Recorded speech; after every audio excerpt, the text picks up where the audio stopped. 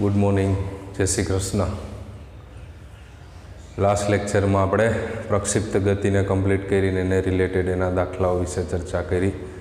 ત્યાર પછી આજના લેક્ચરમાં છેલ્લો ટોપિક ચેપ્ટર નંબર 4 માં છે વર્તુળમય ગતિ, નિયમિત વર્તુળમય ગતિ। તો પહેલાં તો સૌથી પહેલાં નિયમિત વર્તુળમય ગતિની વ્યાખ્યા આપવાની થાય આપણે। નિયમિત वर्तुळमय गति। तो नियमित वर्तुळमय गति कोने कहेवाय? तो के अचल झड़पथी वर्तुळाकार मार्गे गति करता, अचल झड़पथी वर्तुळाकार मार्गे गति करता पदार्थनी गतिने नियमित वर्तुळमय गति कहे छे। अचल झड़प बदलाती नहीं एवं वर्तुळाकार मार्गे, फॉर एक्जाम्पल आ वर्तुळ मार्गे गति करे बराबर है।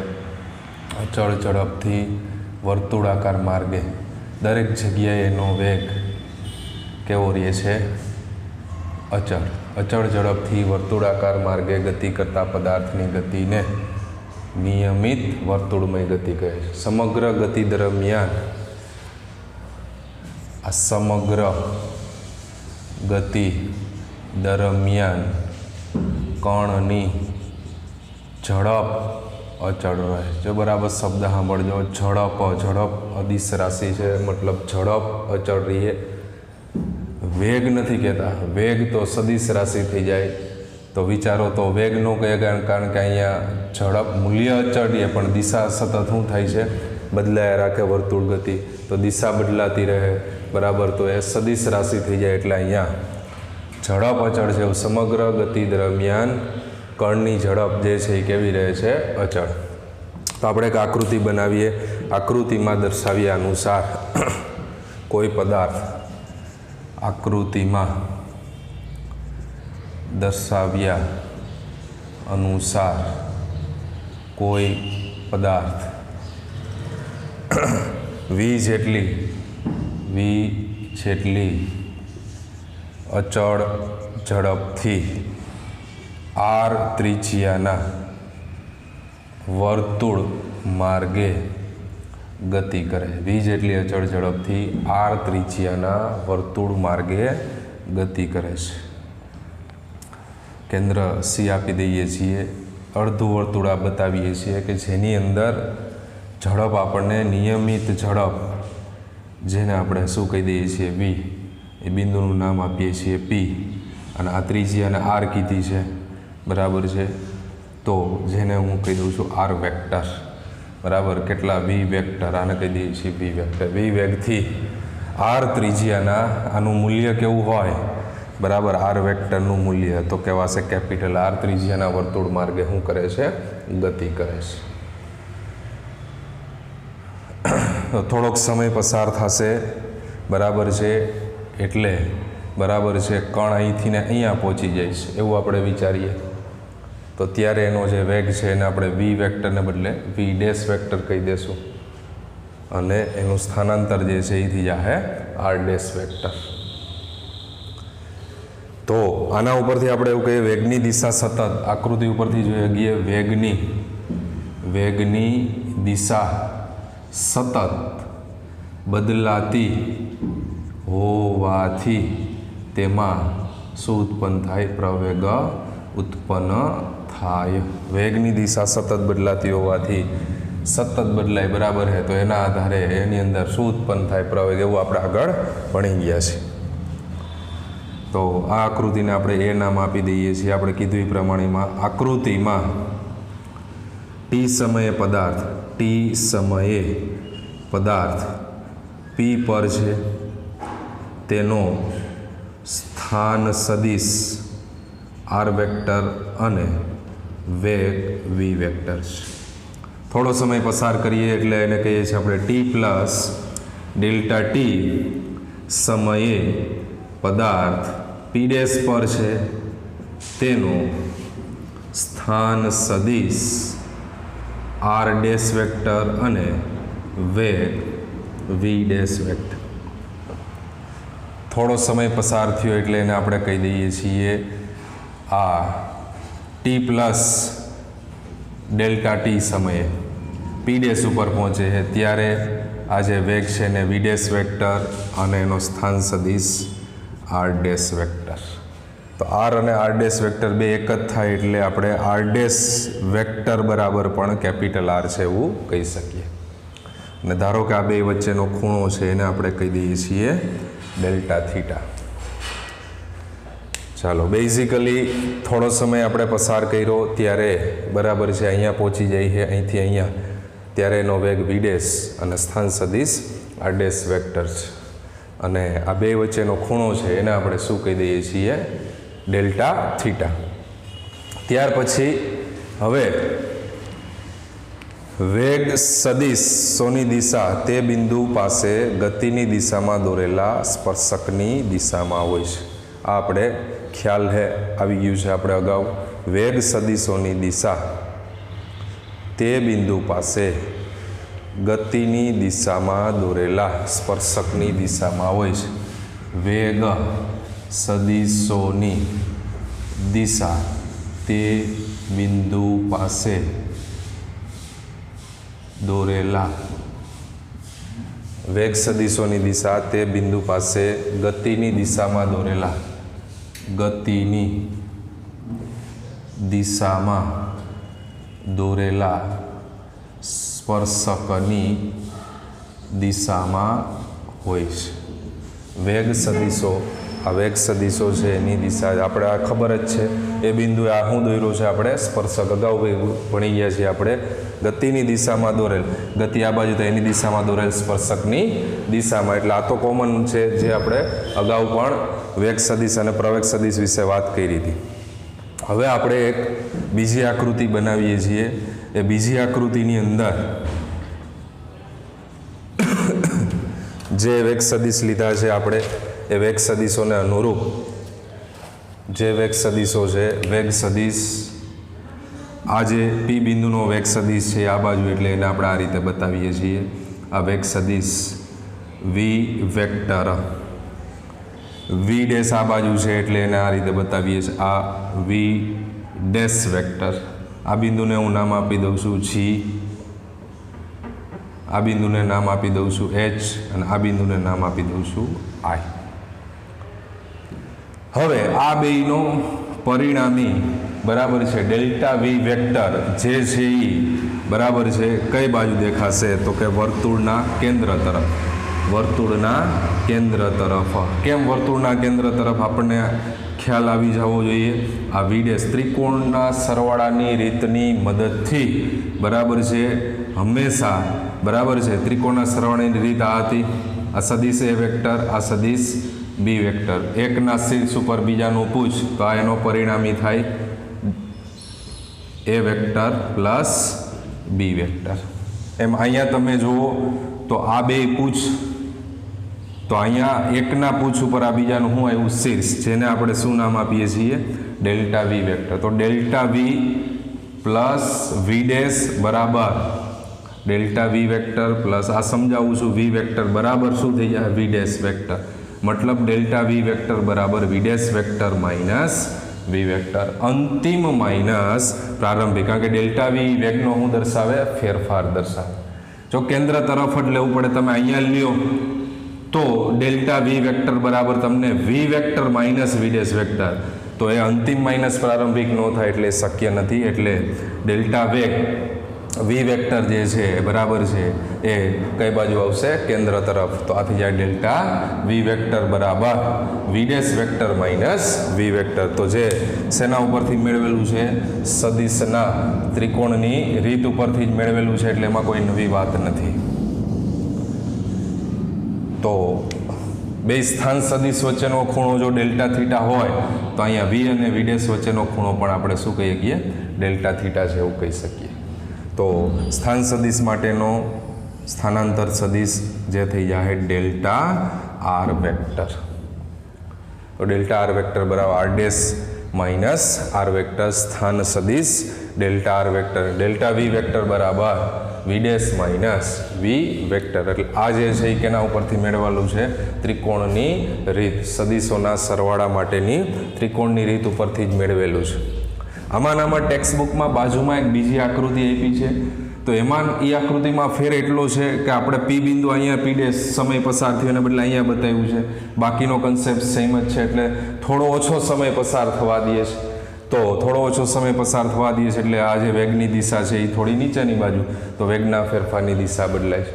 અને આપણને એ પણ ખ્યાલ છે કે પ્રવેગની દિશા હંમેશા ક્યાં હોય છે? તો કે વેગના ફેરફારની દિશામાં. તો વેગનો ફેરફાર છે એ ક્યાં છે? કેન્દ્ર તરફ. એટલે પ્રવેગની દિશા પણ જે છે એ ક્યાં આવશે? કેન્દ્ર તરફ. એટલે અહીંયા જે પ્રવેગ છે એને જ કહેવામાં આવે કેન્દ્રગામી પ્રવેગ. ખ્યાલ આવ્યો? વેગના ફેરફારની દિશા કેન્દ્ર તરફ, તો પ્રવેગની દિશા પણ ક્યાં આવશે? કેન્દ્ર તરફ. એટલે એવું આપણે અગાઉ ભણી ગયા છીએ.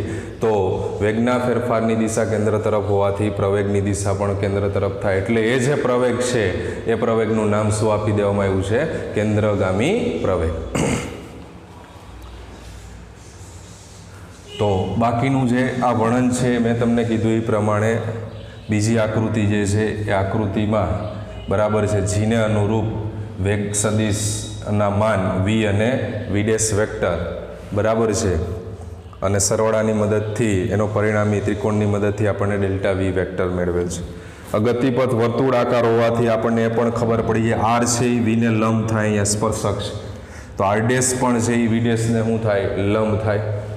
તો ડેલ્ટા વી પણ છે એ ડેલ્ટા આરને શું થાય? લંબ થાય, એવું કહી શકાય. આર છે એ વીને લંબ છે, આર ડેશ એ વી ડેશને લંબ છે, તો ડેલ્ટા આર વેક્ટર પણ ડેલ્ટા વી વેક્ટરને શું થાય? લંબ થાય, એવું આપણે કહી શકીએ.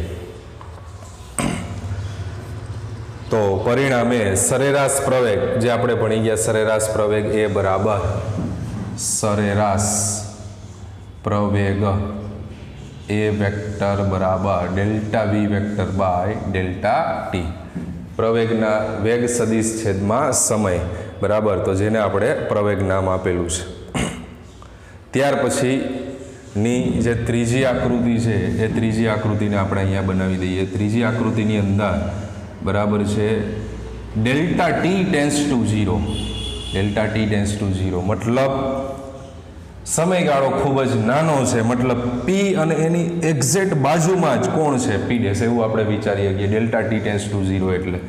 તો આ પી અને પી ડેશ બે એકબીજાની ખૂબ જ શું છે? નજીક છે, એવું તમે વિચારી લ્યો બરાબર. સ્થાન સદિશ આર વેક્ટર અને પ્રવેગની દિશા કેન્દ્ર તરફ, પ્રવેગની જે દિશા છે એ કેન્દ્ર તરફ. ડેલ્ટા ટી ટેન્સ ટુ શું લેવામાં આવે? 0, એટલે સમયગાળો ખૂબ જ ઓછો પસાર થવામાં આવે. આ ચાપ પીપી ડેશ બરાબર છે, અને તો તમે અહીંયા વિચારો તો એ ચાપ પીપી ડેશ અને ડેલ્ટા આર બે એકબીજાની ખૂબ જ શું થઈ જાય? નજીક આવી જાય. મતલબ ચાપ પીપી ડેશ કયો કે ડેલ્ટા આર કયો, બેના મૂલ્યો કેવા થઈ જાય? સમાન થઈ જાય.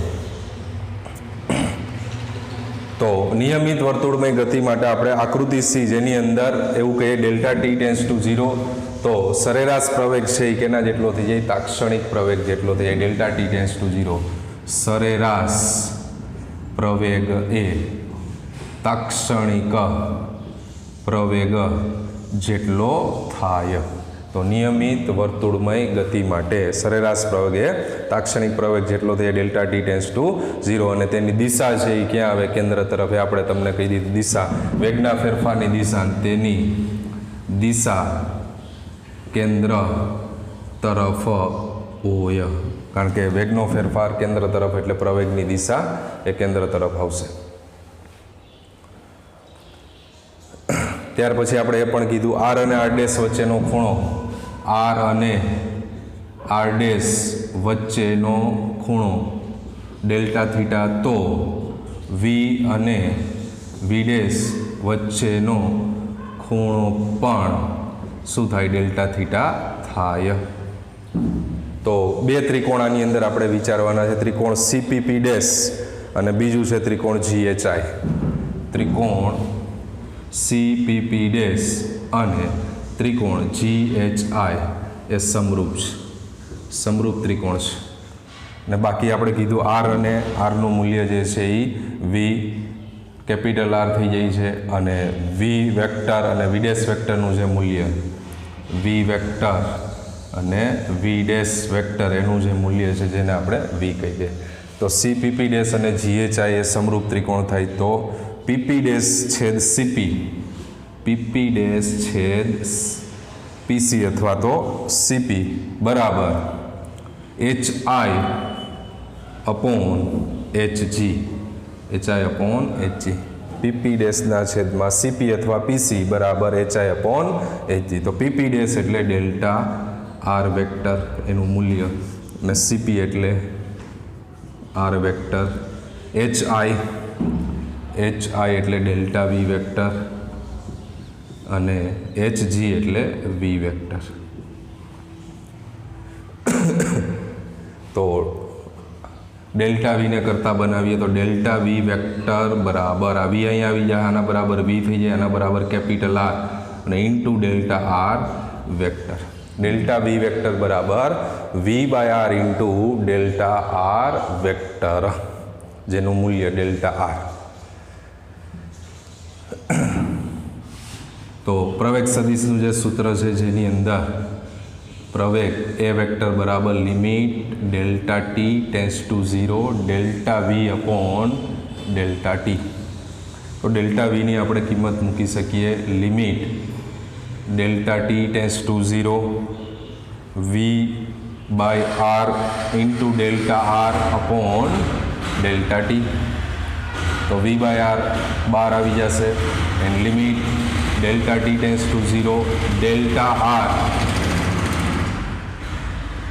અપોન ડેલ્ટા ટી તો ડેલ્ટા આરની આપણે કિંમત મૂકવી છે તો ડેલ્ટા આરની કિંમત મૂકવા માટે આપણે એવું તમને કીધું કે ડેલ્ટા ટી ખૂબ જ નાનો મતલબ પી અને પી ડેશ એકબીજાની ખૂબ જ નજીક હોય ત્યારે પી અને પી ડેશ એકબીજાની ખૂબ જ નજીક હોય ત્યારે ડેલ્ટા થીટા ખૂબ જ નાનો થાય તો ડેલ્ટા થીટા ખૂબ જ નાનો થાય તેથી ચાપ પીપી ડેશ બરાબર સ્થાનાંતર સદિશ ડેલ્ટા આર વેક્ટર બેયના મૂલ્ય કેવા થઈ જાય સમાન જ થઈ જાય તો આ ડેલ્ટા આર વેક્ટર બરાબર delta v upon delta t sorry delta v into delta t ઝડપ બરાબર અંતરના છેદમાં સમય તો અંતર બરાબર ડેલ્ટા વી ઇન્ટુ શું થઈ જાય ડેલ્ટા ટી ડેલ્ટા વી મતલબ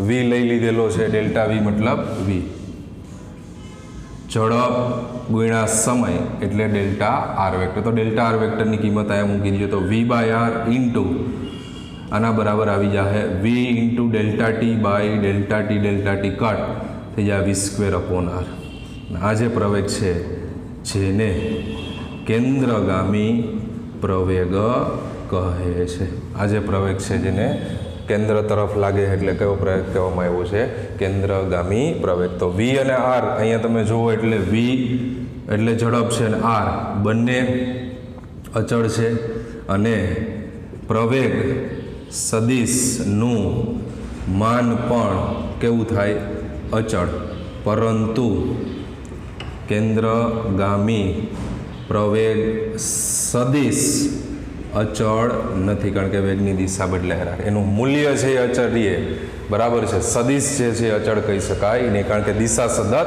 બદલાતી રહે છે તો કેન્દ્રગામી પ્રવેગ સૂત્ર આવી ગયું ખૂબ અગત્યનું સૂત્ર થશે વી સ્ક્વેર અપોન આર કેન્દ્રગામી પ્રવેગ વી સ્ક્વેર અપોન આર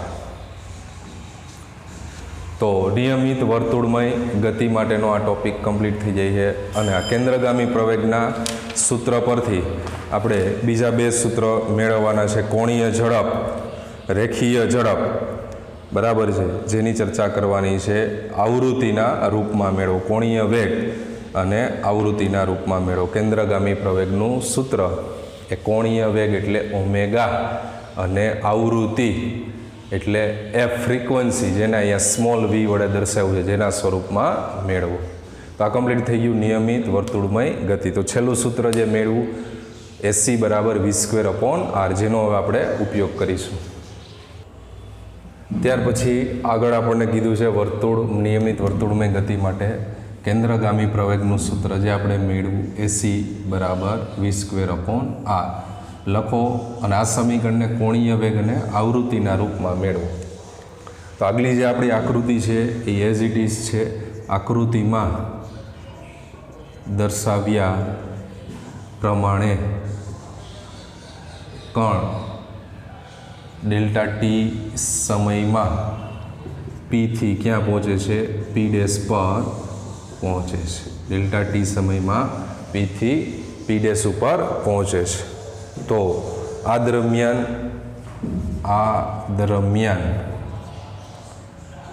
કણે બે વચ્ચેનો ખૂણો જે છે એ વર્તુળ માર્ગના કેન્દ્ર સાથે આંતરેલો ખૂણો, વર્તુળ માર્ગના કેન્દ્ર સાથે આંતરેલ ખૂણો, જેને આપણે શું કીધું છે? ડેલ્ટા થીટા છે. અને ડેલ્ટા થીટાને અહીંયા કોણીય અંતર અથવા કોણીય સ્થાનાંતર કહે છે. ડેલ્ટા થીટાને કોણીય અંતર અથવા એના ખૂણાની અંદર પણ ફેરફાર થાય છે જેમ જેમ બરાબર છે સમય બદલાય એમ, તો એટલે કોણીય સ્થાનાંતર અથવા કોણીય અંતર તરીકે ઓળખવામાં આવે છે. તો જેના આધારે કોણીય ઝડપ આપણને મળશે કોણીય ઝડપ, જેને ઓમેગા વડે દર્શાવાય. વધુ માહિતી ચેપ્ટર નંબર 7ની અંદર આવશે. ચાક ગતિમાં કોણીય ઝડપ બરાબર કોણીય સ્થાનાંતર છેદમાં તે માટે લાગતો સમય. કોણીય સ્થાનાંતર ડેલ્ટા થીટા, એના માટે લાગતો સમય ડેલ્ટા ટી. તો ઓમેગા બરાબર ડેલ્ટા થીટાના છેદમાં ડેલ્ટા ટી. આ જ પ્રમાણે ડેલ્ટા ટી સમયમાં બરાબર કણે કાપેલું રેખીય અંતર,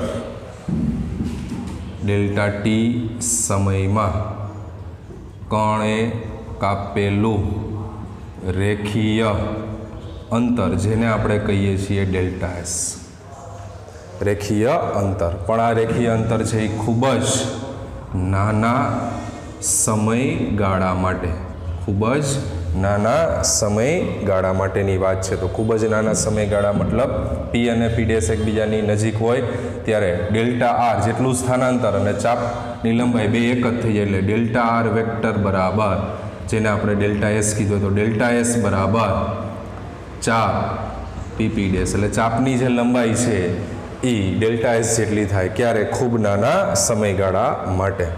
તો જેમ કોણીય ઝડપ એમ આપણને ખબર છે રેખીય ઝડપ બરાબર રેખીય અંતર છેદમાં તે માટે લાગતો સમય. તો રેખીય અંતર એટલે ડેલ્ટા એસ અને લાગતો સમય એટલે ડેલ્ટા ટી.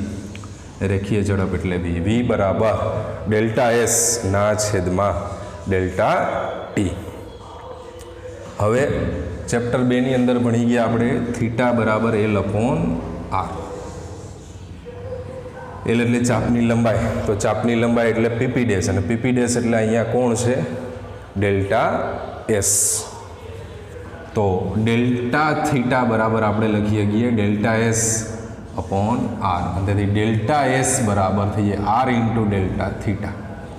તો ડેલ્ટા એસની અહીંયા કિંમત મૂકી દો. વી બરાબર આર ઇન્ટુ ડેલ્ટા થીટાના છેદમાં ડેલ્ટા ટી, અને delta theta by delta t એટલે ઓમેગા, અને તેથી આર ઓમેગા. તો આ સૂત્ર બની ગયું ખૂબ અગત્યનું, વી બરાબર આર ઓમેગા, જે કોણીય વેગના સ્વરૂપમાં, કોણીય વેગ વી બરાબર આર ઓમેગા, કોણીય ઝડપ અથવા કોણીય વેગ વી બરાબર આર ઓમેગા. ખૂબ અગત્યનું સૂત્ર. તો એના આધારે આગળ કેન્દ્રગામી પ્રવેગ આપણી પાસે છે એસી બરાબર v²/r. તો v² એટલે આર ઓમેગાનો સ્ક્વેર છેદમાં આર, તેથી આર સ્ક્વેર ઓમેગા સ્ક્વેર છેદમાં એક એક R cancel, R omega square AC કેન્દ્રગામી પ્રવેગ બરાબર આર ઓમેગા સ્ક્વેર. પ્રવેગનું સૂત્ર આવૃત્તિ અને કોણીય વેગ. તો કોણીય વેગના એસી બરાબર v² omega square into R. અને આ કેન્દ્રગામી પ્રવેગના આધારે તમારે આગળ ભણવામાં આવશે કેન્દ્રગામી બળ. તો એ પણ આપણને ખબર પડી જવી જોઈએ. એફ બરાબર msc એસી એટલે કેન્દ્રગામી પ્રવેગ v²/r આ કેન્દ્રગામી બળ ધ્યાનમાં રાખવાનું આ સૂત્રને કેન્દ્રગામી બળ F બરાબર mv²/r તો v બરાબર r ઓમેગા અને એસી બરાબર r ઓમેગા². આ બીજું સૂત્ર મળશે. ત્યાર પછી આપણને એ પણ ખ્યાલ છે કે એક પરિભ્રમણ દરમિયાન પદાર્થે કાપેલું અંતર 2πr કહીએ. એક આખું પરિભ્રમણ પૂર્ણ કરે એટલે વર્તુળનો પરિઘ એની લંબાઈ કેટલી 2πr. તો એક પરિભ્રમણ દરમિયાન પદાર્થે કાપેલું અંતર 2πr અને તેનો સમય કેપિટલ ટી. તો રેખીય અંતર બરાબર રેખીય ઝડપ બરાબર અંતરના છેદમાં સમય 2πr ના છેદમાં ટી. રેખીય ઝડપ બરાબર 2πr ના છેદમાં ટી. અને એ પણ ખબર છે 1/t બરાબર f. EFને અહીંયા સ્મોલ v વડે દર્શાવ્યું. આવૃત્તિ ફ્રીક્વન્સી f આવર્તકાળ 1 સેકન્ડમાં થતા દોલનોની સંખ્યાને આવૃત્તિ. તો 1/t બરાબર કેપિટલ F ને અહીંયા સ્મોલ v વડે દર્શાવ્યું એટલે અહીંયા થઈ જાય 2πr અને ઇન્ટુ આ v નથી શું છે આવૃત્તિ કેના બરાબર v બરાબર. તો આ v રેખીય ઝડપની કિંમત એસી બરાબર v²/r માં મૂકીએ તો એસી બરાબર v² એટલે 2πr. આ આવૃત્તિ થઈ જાય એનો વર્ગ અને છેદમાં r. તો થઈ જાય 4π² r² v²/r. એક r કેન્સલ થઈ જાય તો 4π² r ઇન્ટુ v². કેન્દ્રગામી પ્રવેગ આવૃત્તિ કોણીય વેગ અને આવૃત્તિને રિલેટેડ આવૃત્તિ v એટલે આ v આવી ગયો અને કોણીય વેગ એટલે r ઓમેગા². કેન્દ્રગામી પ્રવેગ r ઓમેગા² અને 4π² r v². તો ટોપિક અહીંયા કમ્પ્લીટ થઈ જાય છે. આ બધા અગત્યના સૂત્રો છે. સૂત્રોને ધ્યાનમાં લેવાના. v બરાબર r ઓમેગા, એસી બરાબર r ઓમેગા². રેખીય ઝડપ અંતરના છેદમાં સમય. કોણીય ઝડપ ઓમેગા બરાબર delta theta upon delta t. તો આ ટોપિક અહીંયા કમ્પ્લીટ થઈ જાય છે. ચેપ્ટર પૂર્ણ થાય છે. નિયમિત વર્તુળમય ગતિ. બે દાખલાઓ છે આને રિલેટેડ. એ દાખલાઓની આપણે ચર્ચા કરી દઈએ એટલે ચેપ્ટર આખું કમ્પ્લીટ થઈ જાય. સ્વાધ્યાયની અંદર દાખલા નંબર છે 17. 80 સેમી લાંબા દોરડાના છેડે એક પથ્થર બાંધેલો છે. તેને અચળ ઝડપથી સમક્ષિતિજ વર્તુળાકાર માર્ગે ફેરવવામાં આવે છે. આ 80 સેમી લાંબુ આ એક શું વિચાર લ્યો દોરડું અહીંયા પથ્થર બાંધેલો હોય અચળ ઝડપથી આ વર્તુળાકાર માર્ગે શું કરવામાં આવે છે ફેરવવામાં આવે છે. જો પથ્થર 25 સેકન્ડમાં 14 પરિભ્રમણ પૂર્ણ કરે તો પથ્થરના પ્રવેગનું માન અને તેની દિશા. પ્રવેગનું માન અને એની દિશા આપણે મેળવવાની છે. તો આ 80 સેમી લાંબુ દોરડું એટલે એ તમારી ત્રિજ્યા તમે સમજી શકો r બરાબર થઈ જાય 0.8 મીટર. તો આપણને એટલો ખ્યાલ આવી જાય જોઈએ એક પરિભ્રમણ પૂર્ણ કરતા કોણીય અંતર. જો રેખીય અંતર નથી કહેતા કોણીય અંતર. કોણીય અંતર એટલે કે આખો ચક્કર પૂર્ણ થાય તો ખૂણો કેટલો બને 360. એ અંશ માપ તો એનું રેડિયન માપ કેટલું થાય 2π. આખો અહીંયાથી સ્ટાર્ટ કરે એક પરિભ્રમણ પૂર્ણ કરે તો ખૂણો કેટલાનો બને 360. એટલે અહીંયા કોણીય અંતર ખૂણો કેટલો 2π. તો આપણને કીધા છે 14 પરિભ્રમણ પૂર્ણ કરતા ખૂણો કેટલો બનશે તો 2π ગુણ્યા 14. આ ડેલ્ટા થીટા 14 પરિભ્રમણ માટે. હવે એના માટેનો આપણને સમયગાળો આપી દીધો છે 25. તો કોણીય વેગ ઓમેગા બરાબર ડેલ્ટા થીટાના છેદમાં ડેલ્ટા ટી 2π ગુણ્યા 14 અને 25 સેકન્ડ. તો 14 28 ગુણ્યા 3.14 અને છેદમાં 25. આનું સાદુરૂપ આપી દેતા આપણને જવાબ આવશે 3.516. આનો એકમ થાય રેડિયન પર સેકન્ડ. આનો રેડિયન અને આનો સેકન્ડ એટલે રેડિયન પર સેકન્ડ. કોણીય અંતર ડેલ્ટા થીટા એટલે રેડિયન એનો એકમ અને છેદમાં સેકન્ડ. તમારે જોઈએ છે પ્રવેગનું માન. તો પ્રવેગનું માન એટલે કેન્દ્રગામી પ્રવેગ આપણે એસી બરાબર વી સ્ક્વેર અપોન આર આ રીતે પણ મેળવું, આર ઓમેગા સ્ક્વેર સૂત્ર જે મેળવું. તો આર છે એ 0.8 અને ઓમેગા એટલે 3.516નો વર્ગ અને ગુણ્યા 0.8 તો જવાબ આપણને મળશે 9.894 મીટર પર સેકન્ડ સ્ક્વેર એટલે 9.9 મીટર પર સેકન્ડ સ્ક્વેર.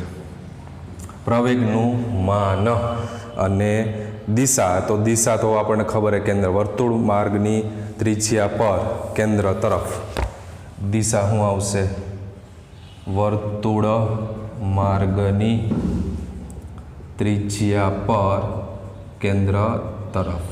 તો ખ્યાલ જ છે આપણને પ્રવેગની દિશા ક્યાં છે? કેન્દ્ર તરફ. ત્યાર પછીનો દાખલો છે 18મો દાખલો, જે પણ સારો દાખલો છે. વિમાન 900 કિલોમીટરની અચળ ઝડપે ઉડી રહ્યું છે. વી બરાબર 900 કિલોમીટર પર અવરની ઝડપે ઉડી રહ્યું છે અને ત્રિજ્યા આર બરાબર 1 કિલોમીટર. તો કેન્દ્રગામી પ્રવેગ અને ગુરુત્વીય પ્રવેગની સરખામણી કરો. તો સૌથી પહેલાં તો આ વી 900 ગુણ્યા 1000 ભાગ્યા 3600, 9 4 36 અને આ 25 ચોખ્ખું 100 એટલે આ થઈ જાય 250 મીટર પર સેકન્ડ, 250 મીટર પર સેકન્ડ અને આ 1 કિલોમીટર એટલે 1000 મીટર. તો કેન્દ્રગામી પ્રવેગ એસી બરાબર વી સ્ક્વેર અપોન આર.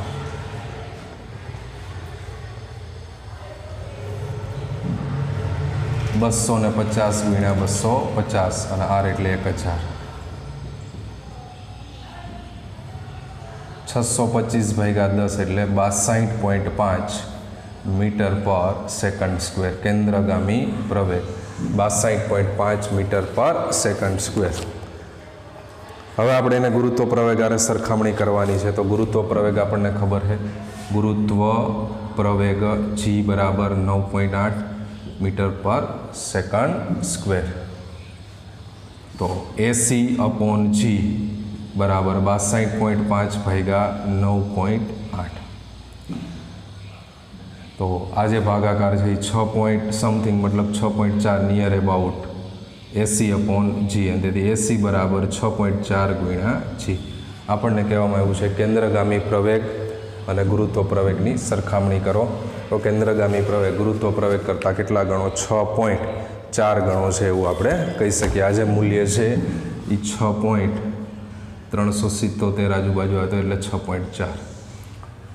માત્ર સૂત્રની અંદર કિંમત મૂકવાની છે. એ પ્રકારના દાખલાઓ અહીં આપણને આપેલા છે.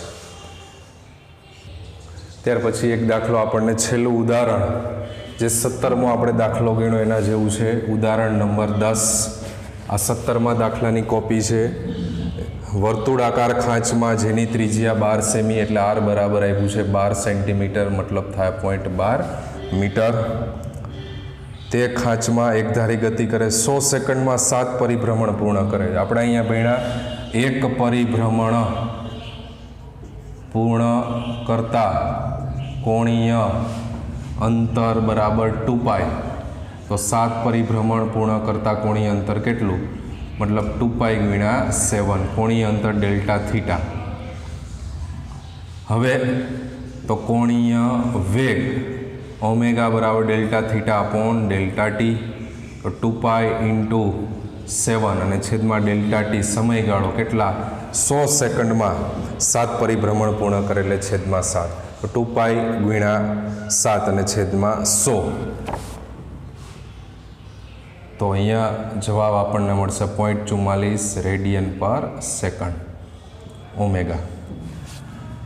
પ્રશ્નની અંદર પૂછ્યું કોણીય ઝડપ મળી ગઈ અને રેખીય ઝડપ. તો રેખીય ઝડપ સૂત્ર છે વી બરાબર આર ઓમેગા. આર 0.12 ગુણ્યા 0.44, 0.12 ગુણ્યા 0.44. સેન્ટીમીટરે સેન્ટીમીટરમાં રાખો અને મીટરમાં ફેરે ગુણાકાર કરવાનો થાય.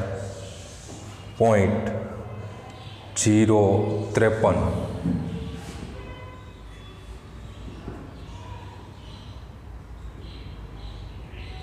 મીટર પર સેકન્ડ, માં સેમી પર સેકન્ડ અને આ મીટર પર સેકન્ડ. 0.053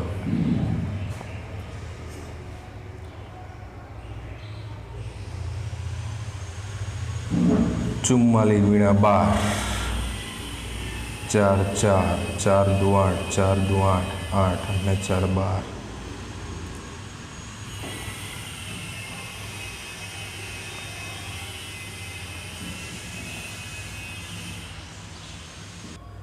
એટલે 44 ગુણ્યા 12 એટલે 528. 528 ભાગ્યા થઈ જાય 100. તો જવાબ મળશે આપણને 0.0528 મતલબ 0.053. તો વી બરાબર 0.053 મીટર પર સેકન્ડ અથવા વી બરાબર 5.3 સેન્ટીમીટર પર સેકન્ડ. બીજો પ્રશ્ન એની અંદર છે પ્રવેગ સદિશ એ અચળ સદિશ છે અને તેનું માન કેટલું. તો પ્રવેગ સદિશ થિયરીમાં જ આપણે કીધું પ્રવેગ સદિશ અચળ સદિશ નથી, કારણ કે વેગની દિશા સતત બદલાતી રહે છે. હા, પ્રવેગ સદિશનું મૂલ્ય